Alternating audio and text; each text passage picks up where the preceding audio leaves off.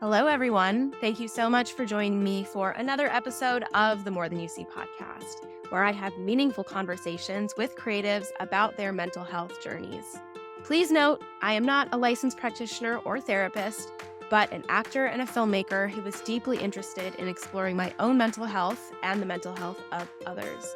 My hope is that these conversations bring you some joy, some understanding, and some tools so that you can build your own mental health toolbox. Hello, everyone, and welcome back to another episode of the podcast. I am so excited to have a very special guest today, Courtney Hart. Courtney is a longtime listener and supporter of the podcast, and a few years ago, she actually wrote a song for our More Than You See art show that we had in May of 2020, right after the start of the pandemic.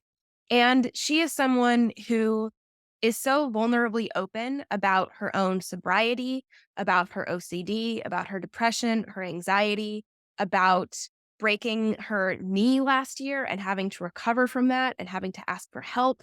We cover so many really important topics on this podcast. And I think that there is going to be definitely little tidbits and little tools that you are going to take away. We talk about mindfulness. We talk about finding the right therapist for you.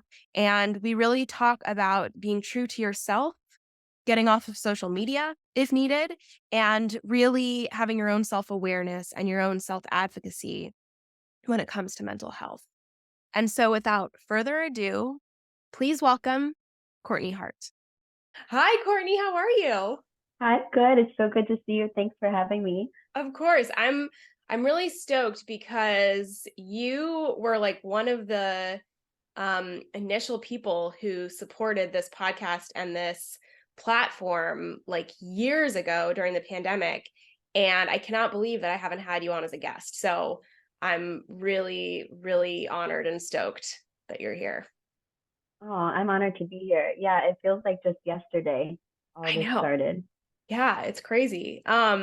So one thing that I'm really trying to do this season is encourage people to be vulnerable and share, how they're actually doing. So when I Mhm. asked you, like, how are you doing? Do you want to expound on that at all? Like, how are you doing outside of just like good? Yeah, I mean, I think I will be honest with you. I probably have had like a really rough couple of years. Yeah. Um, I just like went through a breakup. I lost my grandma. I got COVID really bad. I broke my knee. I had to like heal from a knee injury. It was a very like deep and dark place of like self exploration and like a very big pause. I mean, I couldn't do anything with a broken knee. I mean, Yeah. my whole life revolves around like art and fitness, and I couldn't take auditions. I couldn't play shows. It was like highly depressing. And I feel like within these past couple months, um, when I said I was good, I was like, this is the first time in a long time I felt really good. But I just want to like preface that it came with like a lot of darkness before to get there, a lot of like self growth and like self reflection. And like the pause of an injury is very real. Like when you can't really go anywhere, drive yourself anywhere. It was almost like pandemic 2.0 for me, but Mhm. not everybody was in it. And so that was kind of like a little bit of a mind game of like everybody else is living their life and I'm like at home. And, I've told you before, like I have OCD, I have anxiety, I have depression, and like one of my favorite things to do is to like run around to get out of my own head. Mhm. So when that is taken off the table, you kind of like really have to face your own demons. And it was horrible going through it, but coming on the other side of it, it's like very empowering to just be like, wow, me, myself, and I made it through that. Um, so I'm proud to say, like, yeah, I am doing great and I Yeah, feel great. that's And awesome. it's a weird thing to admit, but Yeah. yeah. That's great. You know, one thing, when you were first part of the More Than You See platform, you wrote a song that we premiered in like May of 2020. So it was like the start of the pandemic. And one thing that you're very vocal about is being sober. And so, and that's what this song is about. And I will make sure to link to it in the show notes so people can go and listen to it again.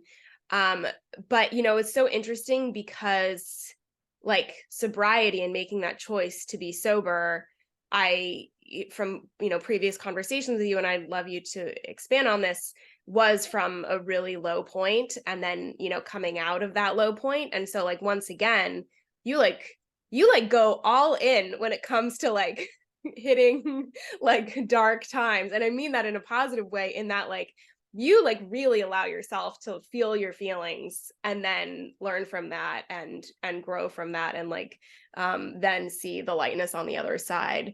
Like how has the pandemic and being isolated with the pandemic and then the knee, and then we're going to talk about what's going on with the actors strike and how that is affecting our mental health and everything as well, like all of these moments that are like big pauses in your life that really make you reflect on things, like how does that affect you? How have you learned from that?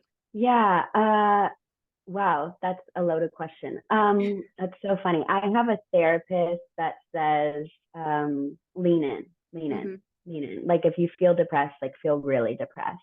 And I think I know that the objective behind it is to kind of like not stuff the feelings. Cause I Yeah. know that in the past when I've been like, okay, I'm just gonna like ignore this and just go about my day, that it comes back like twofold Yeah. and like really heavy. And so I just find it funny that you say that, because I'm like, I'm finally applying my tools. Uh-huh. Obviously, I didn't have her until sobriety, but yeah, I got sober in 2013. So I've been sober. I just came up on 10 years. And it's really weird to think about being in sobriety and how like life happens to you with or without you drinking. Like you're Yeah. still going to go through death. You're still going to break bones. You're still going to have strikes. Your career is still going to take highs and lows. And it's just, I think the difference between now and then is like back then I would be like, I need a drug or I need a drink. This is how I'm going to check out. And I think now I still want to like check out. I'm still very human, but it's more of like, what are some good tools that I can use? Like, can I go and meditate? Can I call a friend and see how they're doing? Can I be honest with someone about how I'm feeling? If I can I go for a walk? Obviously, a lot of tools got taken off the table when I broke my knee, and that was in a weird way, like the gift in that was like I got to obtain a whole new set of tools of Yeah. like, all right, sit in this, feel it, let it pass. You can still meditate while sitting on your butt. I like used it as a career opportunity to watch like TV shows I'd never watched, to do research on like who's producing, who's directing what network has this, what network has that. Because I think sometimes, well, I'll speak for myself, I get so lost in like the grind and the hustle that I don't take the time to sit back and like educate myself on like what's going on, Yeah. seeing movies, watching TV, and listening to different records and albums. And so I've been really trying ever since my grandma died. She died in I think 2021. Yeah. I've really been trying to see like what's the positive, like what's Mm-hmm. the spin on the negative, Yeah. which sounds like really cliche and gross, but I think there's like something that hits you when you witness someone close to you dying. That's like, um, I don't know, you're like, life, this is just such a temporary thing. Yeah. And there's going to be ups and downs, but at the end of the day, all we have is us. So, like, how can we make the most of it? So, I don't know if I really answered that in a linear way, other than I still continue to take things just like one day at a time. I still Yeah. try to really lean in, I try to build the toolbox. And yeah, I love that you brought up the song. I was thinking about that the other day. It's that listening to that song Uh-huh. breaks my own heart, because I'm like, oh my Oh, god, I was such like a sad girl, and I still can go to those places, but I just feel like a totally different person than I did back then. yeah. um yeah, so I'm just trying to find like the small gifts and things, which I realize that when you're in a depressive and anxious state is a very hard thing, and it's sometimes impossible. Yeah, absolutely. I know a big shift for you was you're now teaching fitness, and I'm not even going to say the name because I'm going to totally mess it up. What do you Yeah. teach? Legree. Lagrange. Yes. Legree. Yeah. Okay, Legree. There we go. Yeah, yeah, yeah. Which is amazing. I went to one of your classes. It was fantastic. So, just really incredible. And so I'm wondering, you talking about how even though like when you broke your knee, obviously that definitely, limited your ability to do that. But would you say that having fitness be a new goal and moving your body and just getting in touch with your body in a new way was something that really helped you get out of that depressive state? 100%. My therapist always used to tell me, like, before a hot girl walk was a thing, she would be like, just go for a walk, just go for a walk, just get moving. But I used to be like so incredibly paralyzed by anxiety and depression that, and especially OCD, that I was like, I can't physically like move.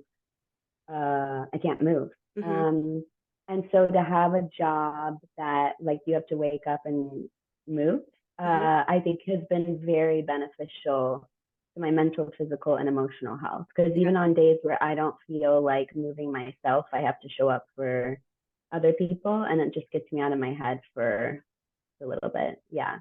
Yeah. I know it's a very hard thing, but I wish I could tell old Court who like laid in bed all day, just do it. Just like even if you go to the corner and back, or even in the front door and turn around, just like do just something really small and be gentle with yourself. Yeah. Yeah. Yeah.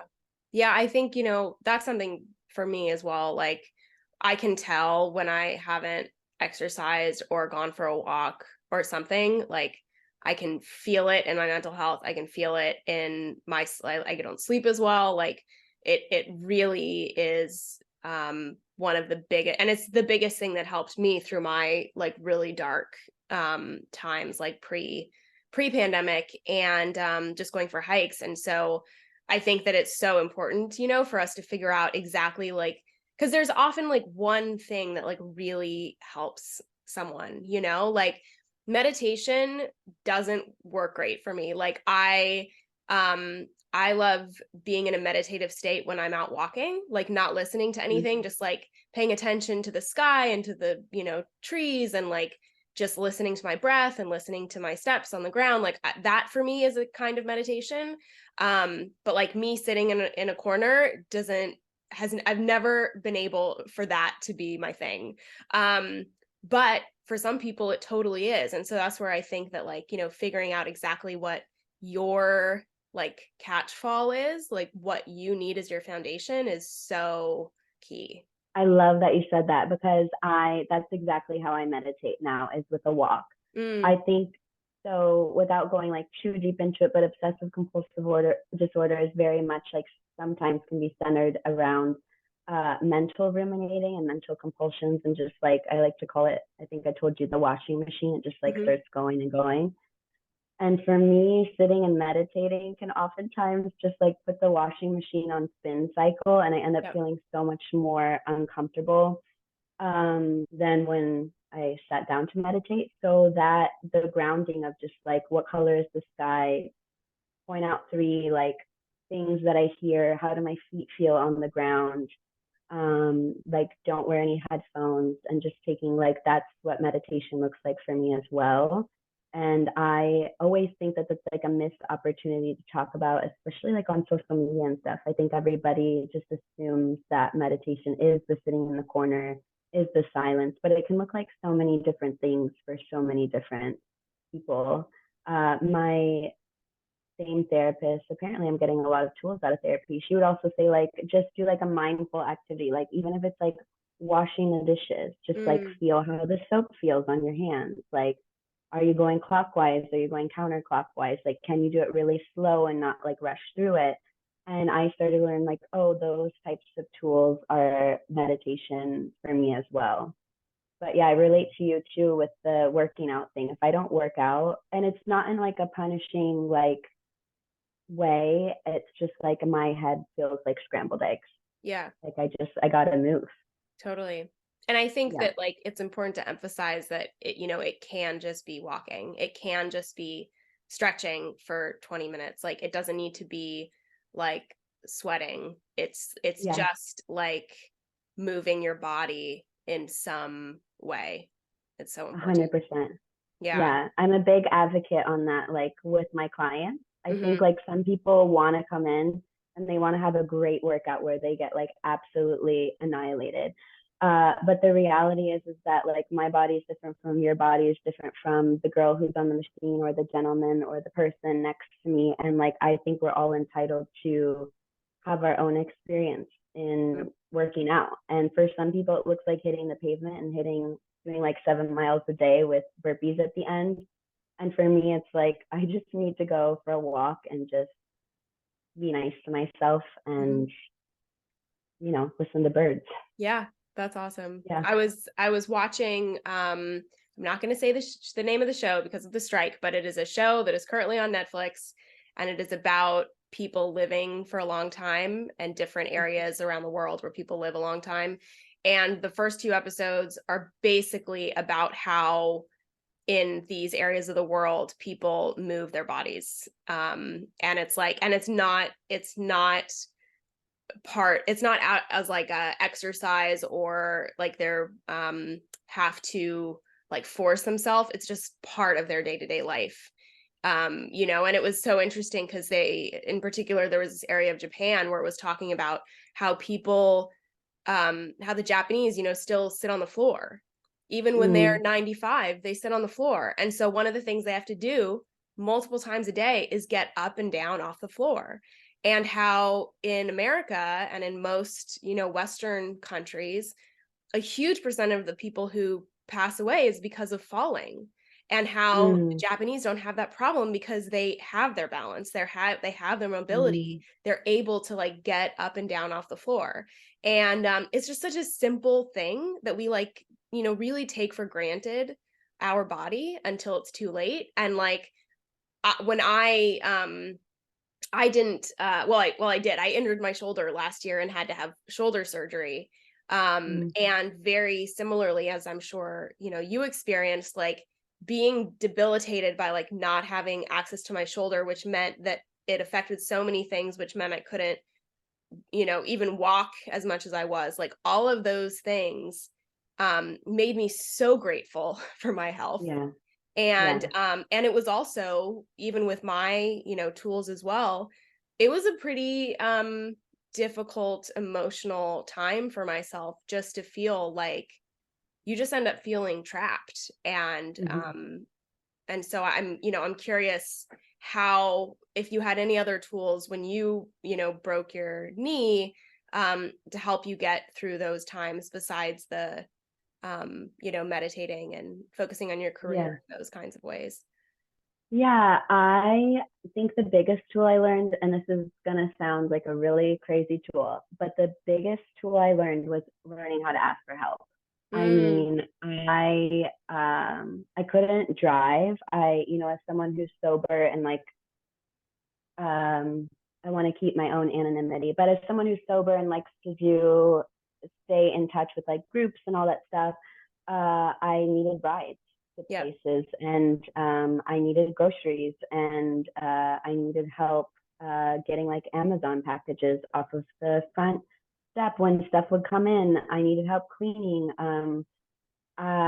I was like mortified. I think because I am such a people pleaser and I'm usually the one that's like, how can I help you? Hmm. It was the first time I had to surrender and kind of just be like, I can't do all of this on my own, and I need a ride to this meeting, or I need someone to like bring me soup and I'll Venmo you, or like my parents eventually came and picked me up and I lived with them. I needed help like taking care of my cat. I mean, and that's like a really weird tool, but I'm like so grateful that I learned it, because you realize, one, people are willing to help you. Yeah. People want to help you. And there's a sense of humility of like, you don't have to do life alone. It's Hmm. like such a small scale of like, now that my knee's not broken, I trust humanity and people to be like, I'm allowed to ask for what I need. And if someone can show up, they can. And if they Yeah. can't, they have their own boundaries and they can say no. Yeah. So that was a tool. I mean, in terms of like the actual like mental health perspective, I just let myself feel all the feelings. Like there were days where I just was like so devastated and upset to like not be able to get up or go anywhere, or like not have a good night's sleep. And I did a lot of 4-7-8 breathing. I don't know if you know that one, where you like breathe No, in for, that's yeah, different than I've heard. yeah, I was taught in early sobriety, you breathe in for 4, hold for 7, and then exhale for 8. And like, since I couldn't go anywhere, a lot of deep breathing. Yeah. Yeah. So I just like clung to like the most simplest of things, and just never tried to like suppress any type of feeling. I was like, this is your experience. You're entitled to your own feelings. I gave myself like so much grace. Yeah. Yeah, which is hard. Yeah, for sure. No, that's an like invaluable tool, asking for help. Yeah. That's Yeah. definitely something that I struggle with as well. So I completely hear you. Yeah. So I want to transition to talking about your career, both as an Mm-hmm. actor as well as a singer-songwriter. And I want to start with the singer-songwriter side of yourself. And, you so clearly are taking your personal, way that you show up in the world, as well as your own mental illness and all of those sorts of things, and bringing it into your songs. And I'm curious, I had the first person on the podcast this season wrote a one-woman show about her suicidal ideations, and how it compares to Joan of Arc. And it's a like incredible one-woman show. And it was so touching, because her description and vulnerability of her own suicidal thoughts like Mm-hmm. brought me back so much to when I've had those thoughts and feelings. And so Mm-hmm. I'm curious, number one, how you decide to be vulnerable, or how vulnerable you decide to be in your music. And then also, how you respond when people, I'm sure, reach out to you and say that like your music has touched them in some way. And how do you balance that by like, staying true to yourself and like what you want to say and how you want to show up, but also, being cognizant of your listeners and what they might be taking from what you're singing? Oh my gosh, that's a good question. I think I don't think I've ever really cared. This is like horrible to say. I don't think I've ever really cared what people thought Yeah. about what I write. A lot of it is about like men, or like Uh-huh. relationships that went bad, or like when I wanted to like, kill myself, or drinking and drugs is a very big theme in my music. And like I'm always like, I could have 2 people listen to this. I really do music for me. Mm-hmm. But I think that's what makes it like really rewarding on the back end, when someone's like, oh, I've listened to Angel, oh, I've listened to One Woman Show, oh, I've listened to all of the girls, and I had that same relationship, or I had that same problem with depression.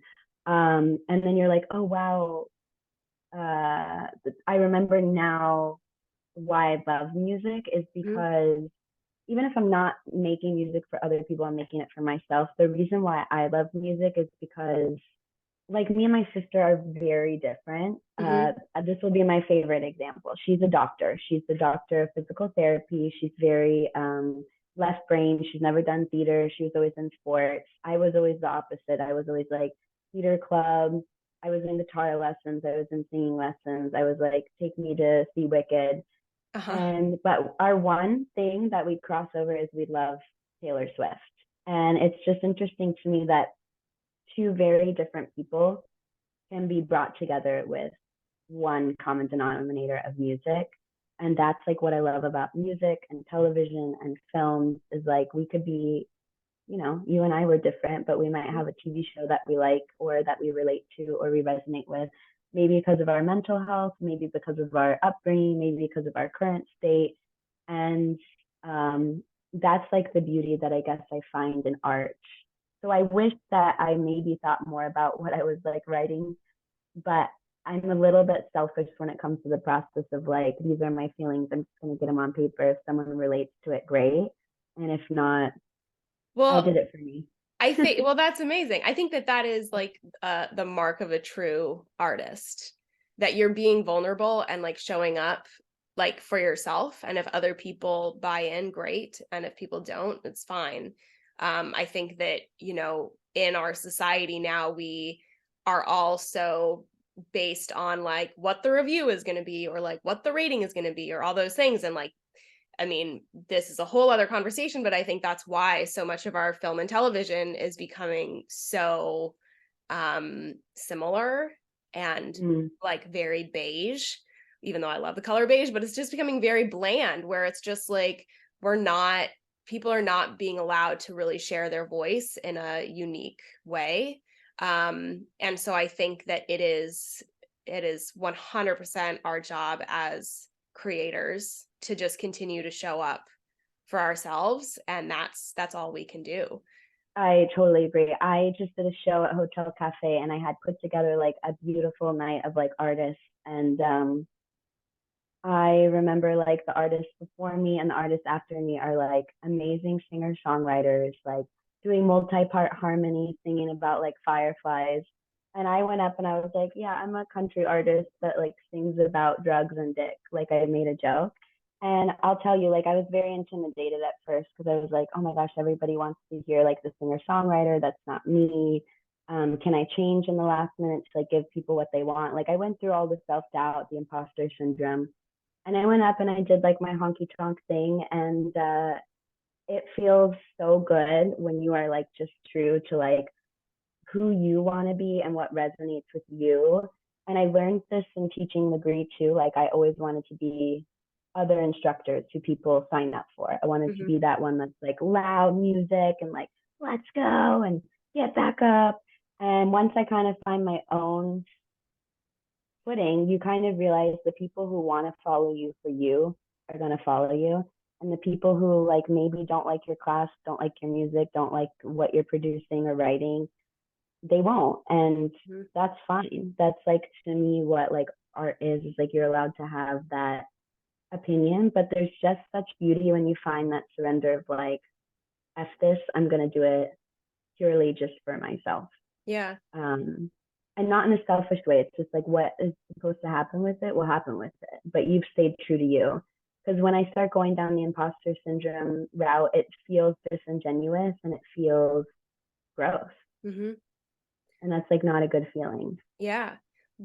How would you say that your music has changed, like since your sobriety and then just, I mean, over the past, how long have you been a singer, Oh songwriter? my gosh, I've been singing ever since I was little. I just have so many songs the world hasn't heard yet. I guess in turn, I put out my first stuff in 2007. Hmm. So 2017, sorry.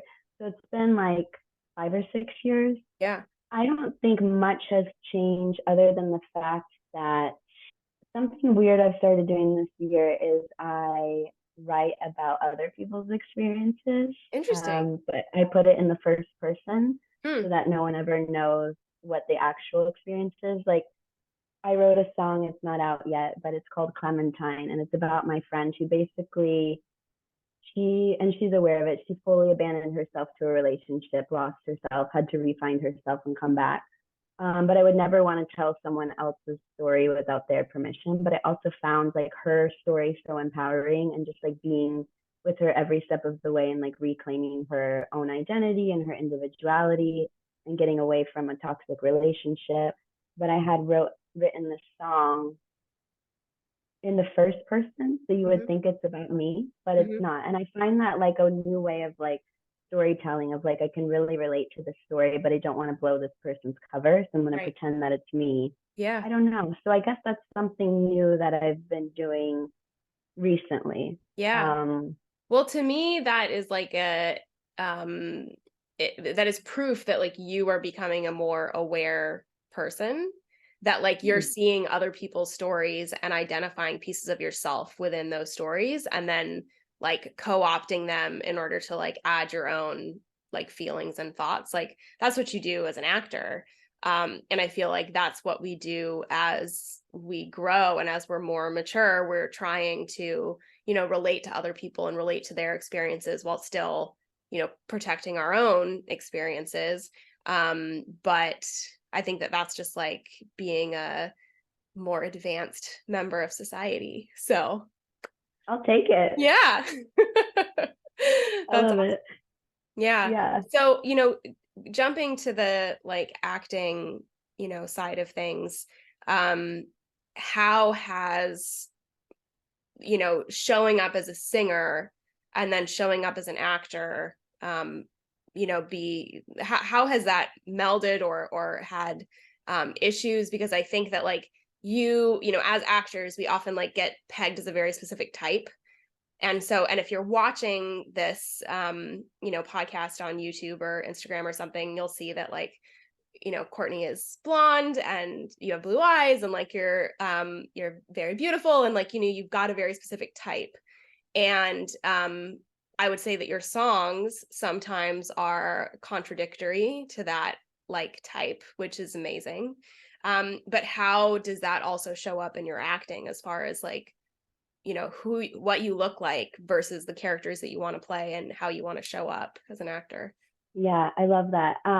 Yes, I purposely do that in my music. I'm sure. Like if I look polite, I want to be impolite. Yeah, in acting, I mean, like I said, when I broke my knee, I kind of went back to the drawing board because we had just had COVID. Mhm. It was like I was auditioning on Zoom and, EcoCast or whatever. And then it was kind of like all came to a halt after kind of like feeling a little bit of it. It just was like, oh, broke your knee, can't do anything. And I got back into class. I had been in class on and off, but I was like, I need to go back to class and I need to just work on my craft while I'm here. And I will say that the same process I had with the whole like singing and degree and like what do I want to be was I think I spent so much time worrying about like, okay, I look like the cheerleader, I look like the girl next door, I look like the best friend, I look like the maid of honor, I look like someone's ex-girlfriend. And I was always so wanting to conform to that. I think I forgot about who I wanted to be as an artist. And when I went to class, I was like, if I'm here and I'm not actually working, I would pick scenes that scared me. That was Mm. like my goal. My acting teacher was like, I'm so curious, like, why did you choose this? And like, because it scares the shit out of me. Like, Mhm. I would purposely play like a male role or something different to just kind of get outside of the box, not because it's necessarily what I would play, but where I'm going with this is like by doing the things that scared me, I discovered like little pieces of me and different characters that helped me be me, Mhm. right? And I don't know if that it will even make sense to anyone unless they're an actor.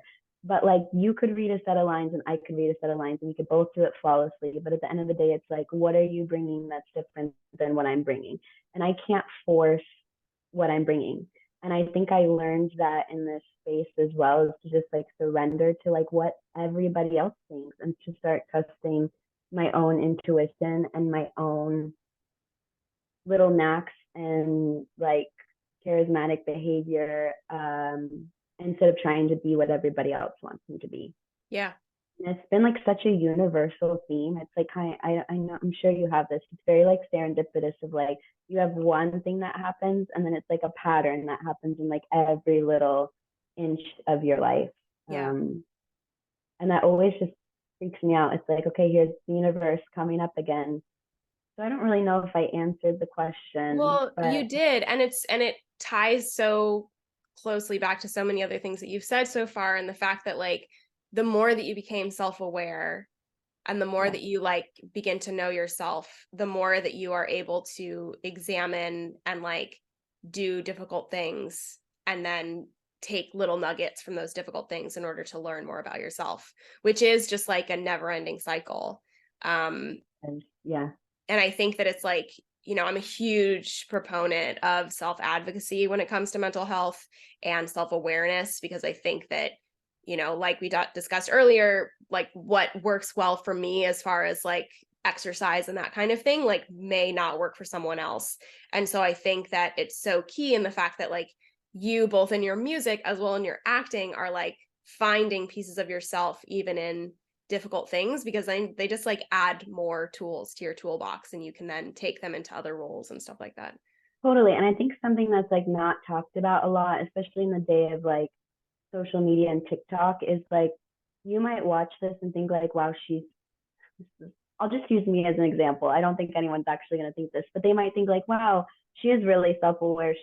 But I will say, like, anyone who's struggling with that kind of stuff, this shit took me like, it's taken me a whole 10 years of sobriety. Like, it is a slow and steady race.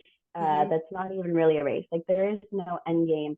And I think that's something I wish someone would have told me 10 years ago, even 5 years ago, of like, you're constantly unveiling and unrevealing like who you are, not unrevealing, you're unveiling and revealing who you are at all times. And every life experience, every class, every show, every degree class, every whatever you're doing in your daily life is like a little bit more of your own personal onion is like peeled back. And like anyone who's listening who's like, how do I get from A to B? It's like, give yourself so much grace and just know that this shit takes time. Because I wish someone would have told me it took time, because I think so many years I lived in the like, I'm going to be what everybody wants me to be, because I'd rather skip that than actually figure out who I am. And now that I feel more like confident and content in my own body, I wish of course the negative thinking is like, God, I wish I would have done this so much sooner. But it's like, it's supposed to happen when it happens. And I feel like it's not said enough. Yeah, absolutely. It's interesting because the saying, like, how you do one thing is how you do everything. Have you heard that before? And I think that like that's something that I've always like really hated. Like, it's something that has like been in my head before. And then like when I'm, I don't know, struggling with something, I'm like, dang it, this is not how I do, But I think that like the takeaway from that and the way that I've kind of changed that lately is like how you do one thing totally impacts how you do everything. Like the way that you show up in one way is going to have a ripple effect in, all of the different aspects of your life. And so I think that like it's so wonderful, and I'm so glad to have you on the podcast now after like even like more like trials and tribulations that you've experienced, because I think that like it's so key that you have had so many hiccups in your life and continue to learn and grow from all of those, and then you just become a stronger, more self-aware person through all that. Yeah, thank you. It's true. I mean, I don't think everyone's got it, and it's about how we handle it that counts, and how we handle it shapes us is what I think. Yeah. So I want to talk about this idea of like masks that we wear, because you obviously, like we've said, like you have a very specific type, especially as an actor, and I'm sure that's something that like you get typecast a lot. But then also being a singer, like how do you feel like you have different personas that you take on when you are occupying different parts of your artistic self? And if you do or you don't, just like how do you feel when you put one on, and like what I'm gonna leave it like that. Oh, I like that. I feel incredibly true to who I am in real life as I do in music. I think my music is an over exaggeration of me. Like, obviously, I'm not running around talking about like sex and drugs all the time. But I do think it's like a fun part of me to like tap into, like, this is who I was, this is crazy. I also kind of have like a sick obsession with the fact that like country music is like very conservative. Like there are like 5 things you sing about: pickup trucks, beer, front porches, the wide open road, and heartache or whatever. And I really like find a gross obsession with the fact that like I touch on different things. Like I do talk about drinking, I do talk about drugs, I do talk about sex. So I don't really feel like it is that much of a mask. However, I can definitely up the antics, like when I'm doing a show or like if I'm in a character, it's obviously different. because I think that if I stray too far, it's kind of like what I said earlier. I think if I stray too far from who I am as a person, it's my art. And this is just me. Some Yeah. people like, Lana Del Rey, they can create a whole persona and then like go home and be Elizabeth Grant or whatever her real name is. But for me, that just like, it feels draining and it feels exhausting. And I can't do it. Mm-hmm. So I think I'm definitely, I don't know, in terms of a mask, it's like I like to just say like you're getting me, you're just probably getting an over exaggerated version of me. Yeah. Well, to be honest, I think that's also Taylor Swift. So I think you and Mm-hmm. Taylor Swift are very similar. So we're just gonna put that out there. I would love that. I'll take it. I mean, what is your, speaking about like dream goals here, like Mm-hmm. what is your ideal life when it comes to being a singer-songwriter and an actor and balancing all of that, mental health advocate? I think about this often. Because I have such anxiety, I try not to think like too far about like what does it look like, because Mm, I do really try to just like trust the unfolding of everything. Because if you ask singer me what she wants, she's like, I want to be on tour opening for somebody. Like that's kind of my goal right now, is to become my own one woman show and be like, how can I support you yeah. on the road? The actor me would love like, a co-star or a guest star to start off coming back after my broken knee. But there's a strike. So we're just gonna calm down there and we're gonna hone our craft and we're gonna continue to watch stuff. Mental advocate me will never shut up, because I was so mentally ill for so long, and I really felt not seen and like misdiagnosed, especially. And I think this is a scary thing to say, especially on a mental health podcast, but there were so many therapists I saw before one said, it sounds like you have OCD. Mm-hmm. And when I heard those words, and that there was like kind of, I don't want to say a label, but there was a reason for the way I was thinking and feeling, it felt like my whole like world opened up and shifted. And for me, it's like I wish people had talked about it sooner. Yeah. Again, like I grew up in the South. It's very conservative. Like you don't talk about mental health. You don't talk about what religion you are. You don't talk about how much money your family has. And there's pros and cons to everything. And I don't mean politically conservative. I just mean like the way. I mean, obviously politically conservative, but like within neighborhoods and stuff, Right. like the way life was lived was very different. And then I came to California and people are like, yeah, I went to my therapist today. And I'm like, you have a therapist? Like, that's Mm-hmm. exciting. You're on medication. What does it do for you? And it was like, I kind of started to like ask questions. And I just think it's like such an important tool, because I'm like, we don't know who's in the South on TikTok or on YouTube watching this. We don't know who's like in the middle of Europe, like desperate to relate to someone who also has like incredibly racing thoughts or like ideations of suicide. So I just feel like I don't know when and where, but I will always say yes to continue talking about mental health. I'd love to like do more with it one day. I kind of got on an OCD train, but I got afraid, to be honest with you, because I don't know if you experience this, but I think it becomes a little bit of a delicate topic when people ask you a lot of questions, because I'm not a mental health care provider. Yep. I'm not a I'm not a doctor. I can only speak on my own experience. And I got a little bit scared because I was like, I never want to be accountable for someone else's treatment. And so I Yep. had backed off on that, but I'll still talk about it. Yeah.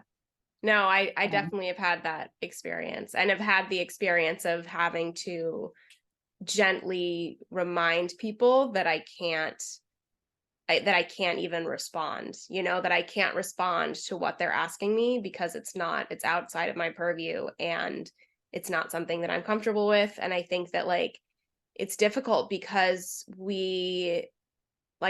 I want to help people so much, but it is also like I can only speak to my experience. And that's why I am like so happy to have such incredible guests this season, because like I'm really trying to focus on like what the voice is, like what is your message, what is your personal message, because what you speak on is very different than what someone else speaks on. And I'm hoping that like by compiling all of these conversations with creatives that someone will listen and just hear tiny pieces of themselves in all of these interviews.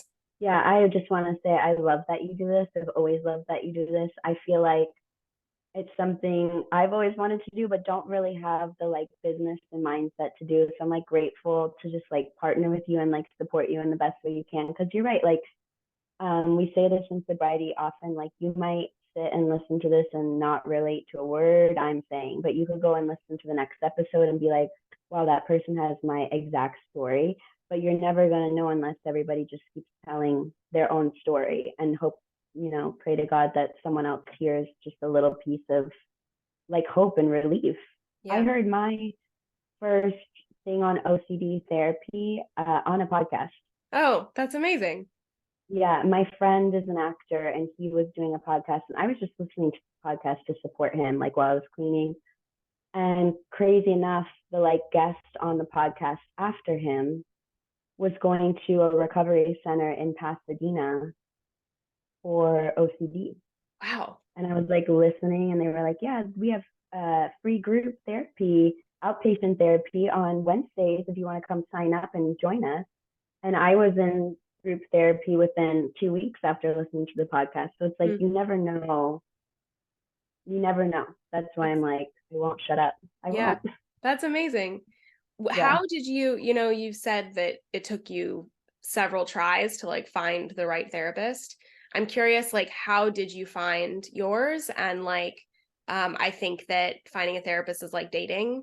And I also find that like finding a therapist can also be dependent upon like what you're going through in life. I know that like my therapist that I've had for many years that was in just crucial in my getting through my divorce and through all of my like real darkness for various reasons. Like I still see her, but I don't see her as regularly now because what her expertise is and what she really helped me with, I'm not struggling with those things as much anymore. And I kind of need a therapist that has some other specialties.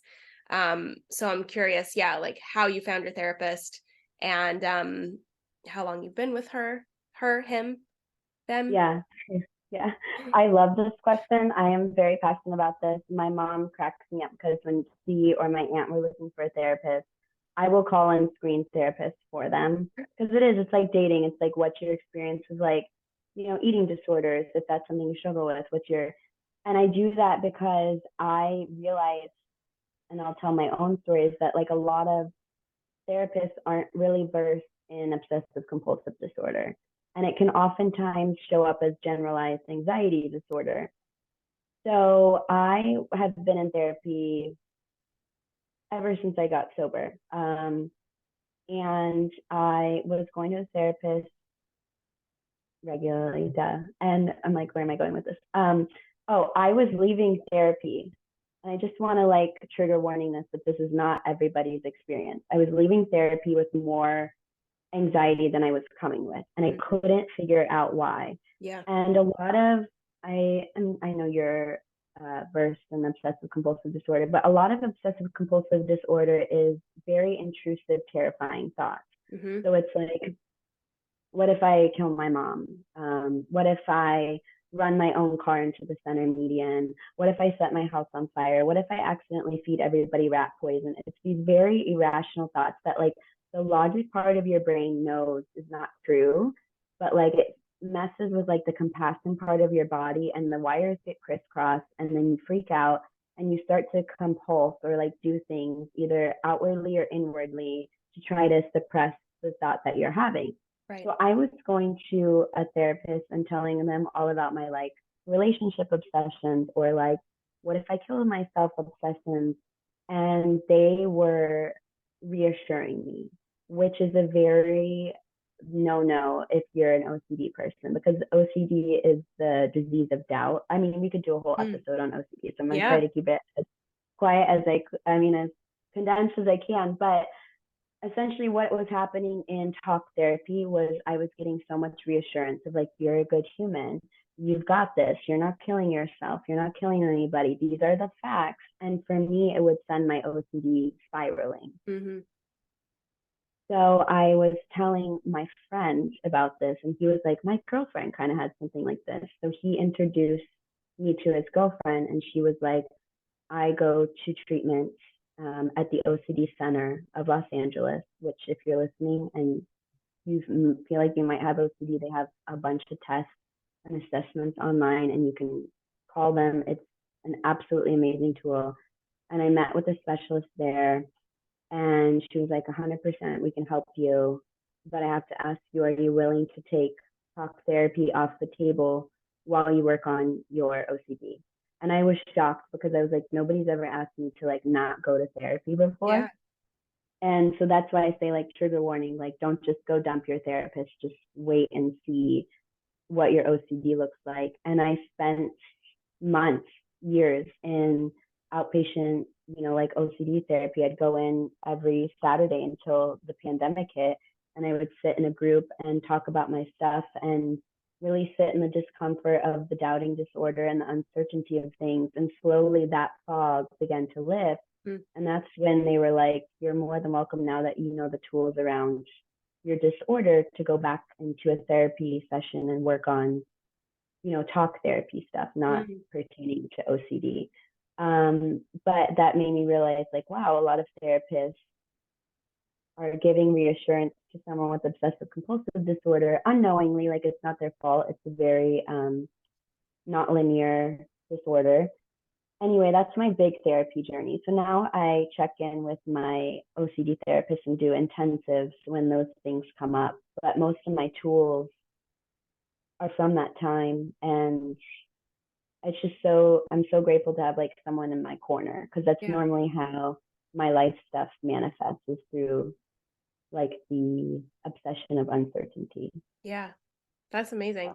We should do an episode all about OCD. That would be really. I would love it. I think it's one of the most misconstrued, misunderstood mental illnesses there is. Yeah. One of my best friends is also has obsessive compulsive disorder. So I should have both of you on so we could have a conversation, the three of us. I would love that. Okay, great. We're going to make it happen.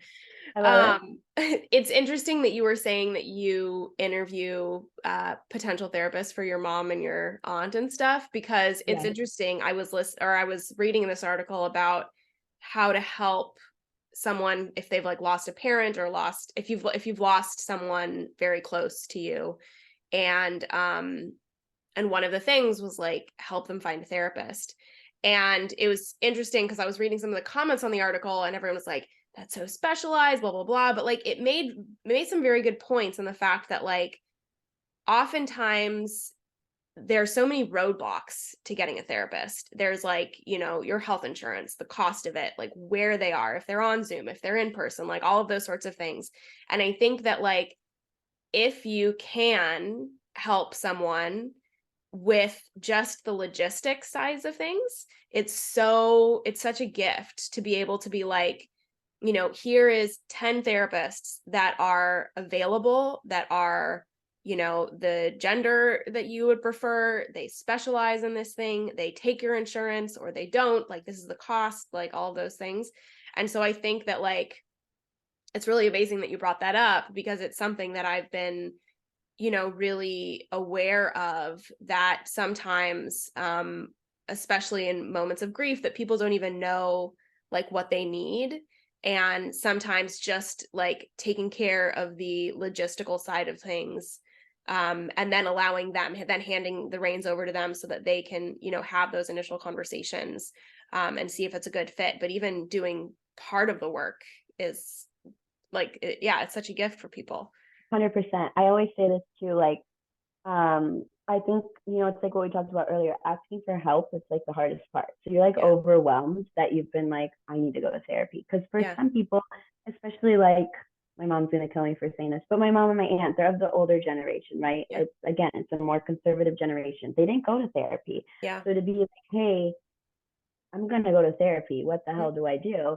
Is in itself like terrifying. Not to mention you have to find someone like on your insurance, in your price budget, in your zip code. Are you driving? Are you Zooming? Are you, do they specialize in like what you need?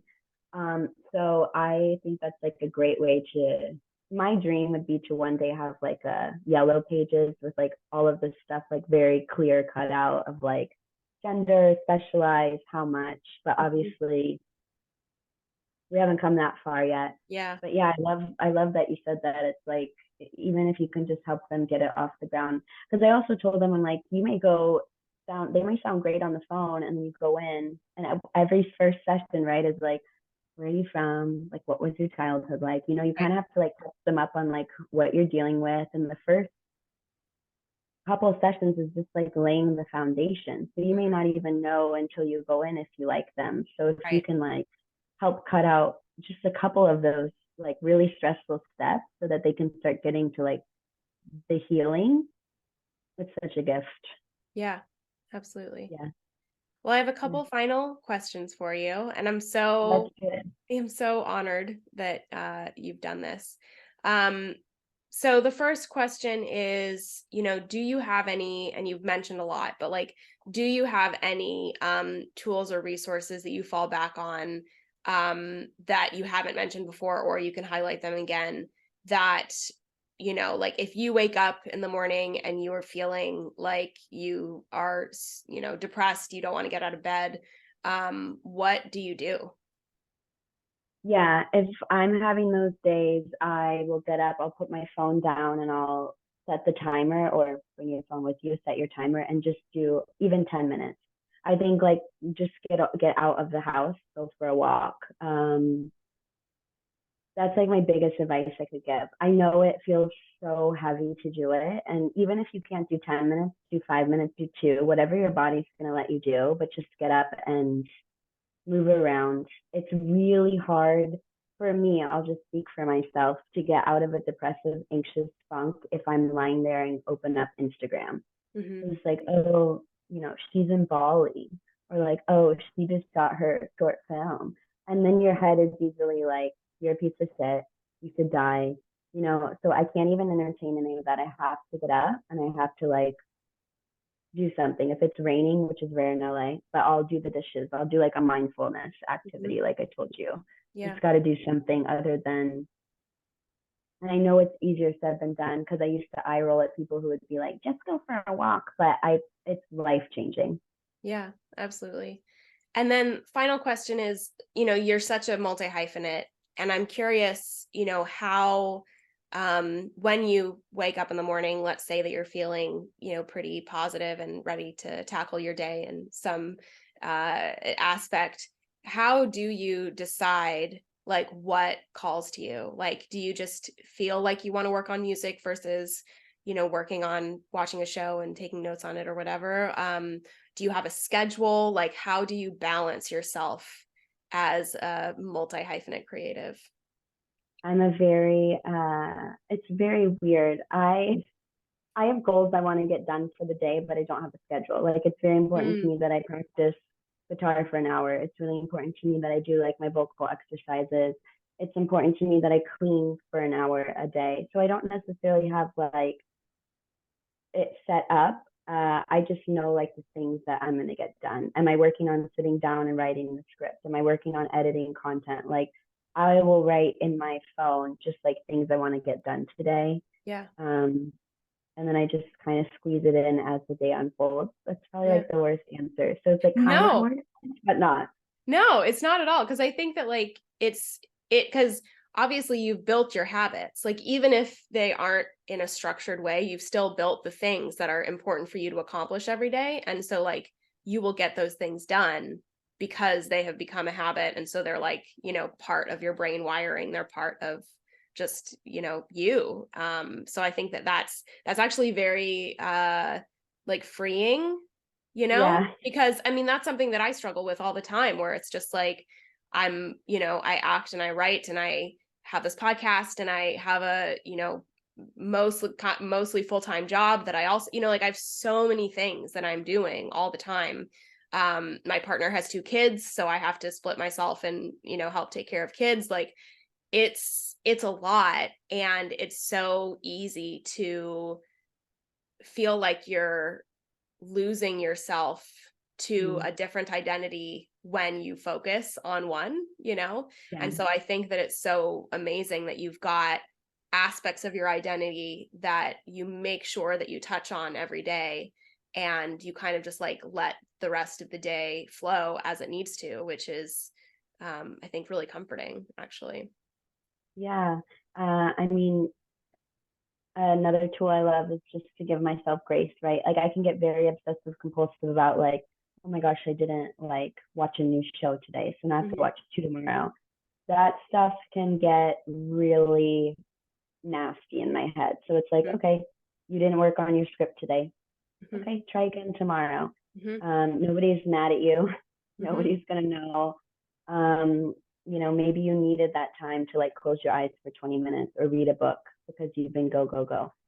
So I think that's like another little thing I would say is like, I definitely always have the like outline of what I want to do, but we're only so superhuman, especially for multifaceted like you and me. It's like there's only literally so many things we can get done in a day while putting our mental and physical and emotional health at the top of the list as well. Yeah, absolutely.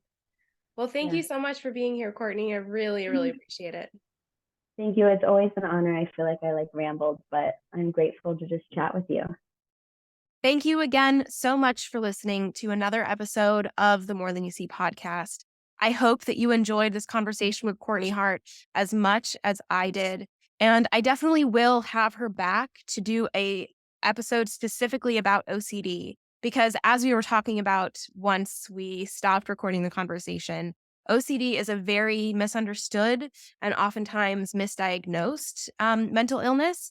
And it's something that is so unique in the way that it shows up for different people. So something that may be a OCD habit for her may not be for someone else. And so I think that having an open conversation about that will help bring some greater clarity to some of our listeners. And maybe, in fact, you will listen to this episode and want to get your own, potential OCD habits discussed with a therapist, because if you listen to the episode, you'll hear that the reason that she found out that she had OCD was because she listened to a podcast episode and was like, what that person is saying actually very much resonates with me. So my hope is that we can continue to bring awareness and shed light on these very important topics.